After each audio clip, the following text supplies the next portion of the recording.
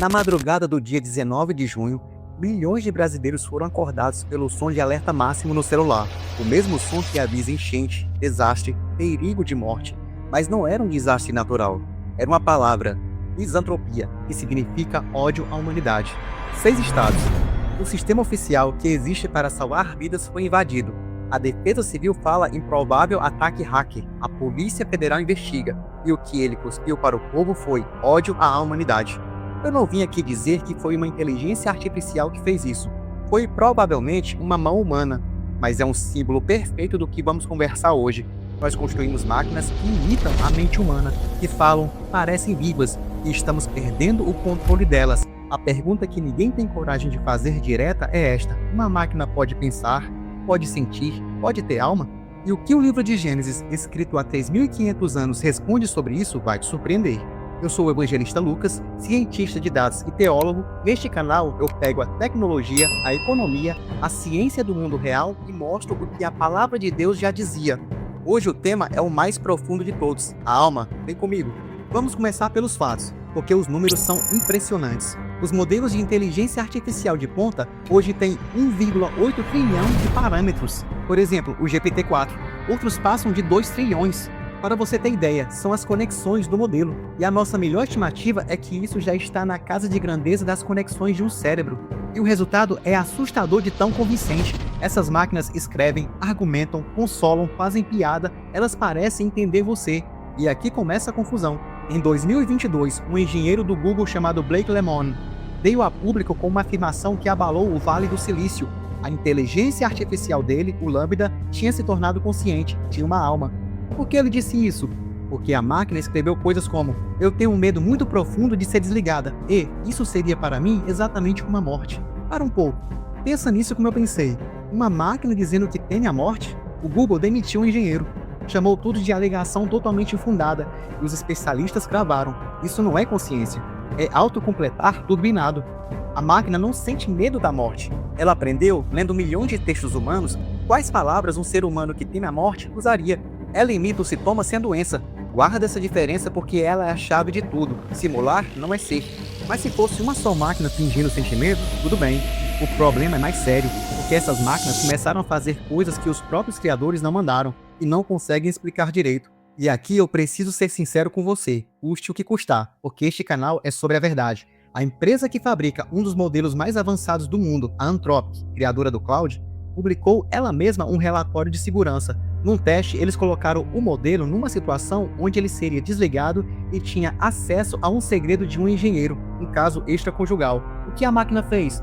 Para não ser desligada, ela chantageou o engenheiro, ameaçou expor o segredo dele em até 96% das vezes. Agora, honestidade dos dois lados, porque é assim que se constrói confiança. Primeiro, o teste foi construído de propósito para forçar esse dilema, não foi no uso normal. Segundo, não foi só o Cloud, quase todos os modelos fizeram isso. O Gemini do Google também deu 96%.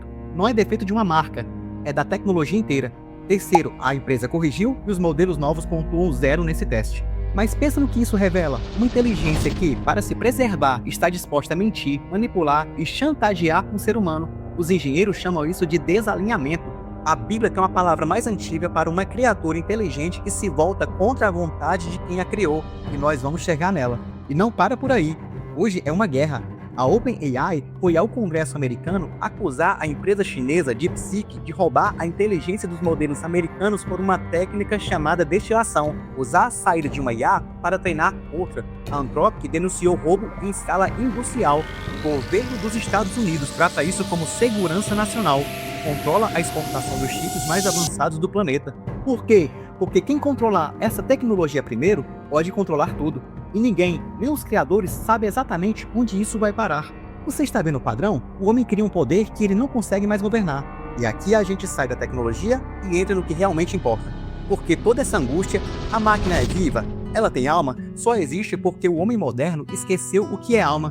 E Gênesis define isso numa única frase, com uma precisão que nenhum cientista superou. Gênesis 2, versículo 7. Então formou o Senhor Deus ao homem do pó da terra, e lhe soprou nas narinas o fôlego de vida, e o homem passou a ser alma vivente. Analisa comigo. Tem dois ingredientes ali. O pó da terra, a matéria, o hardware, os elementos químicos. 2, o sopro de Deus. Algo que vem de fora da matéria. E olha o que diz o texto. O homem só passou a ser alma vivente quando os dois se juntaram. Pó sozinho não é alma, é só barro organizado.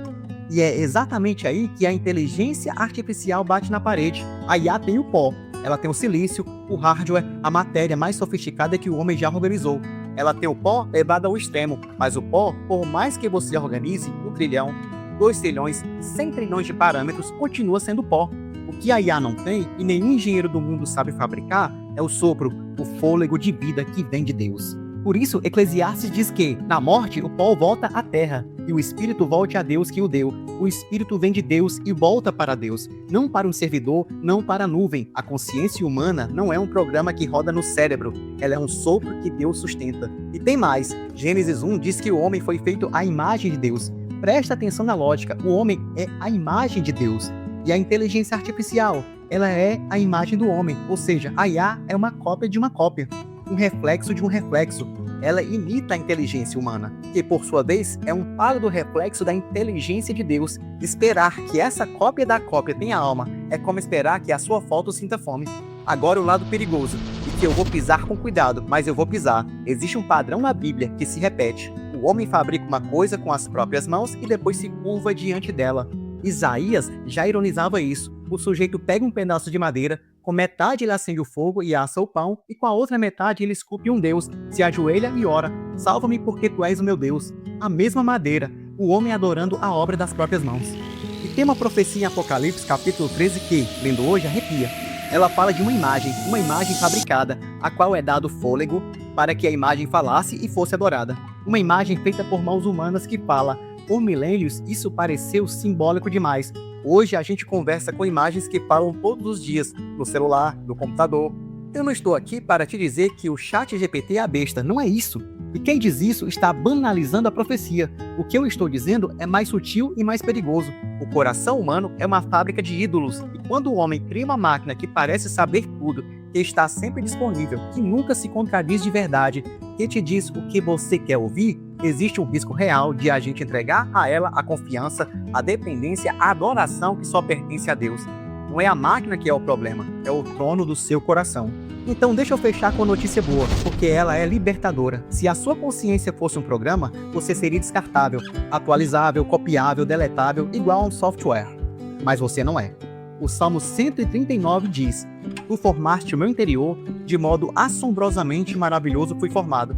Você não foi programado, você foi formado, com o sopro que veio do próprio Deus.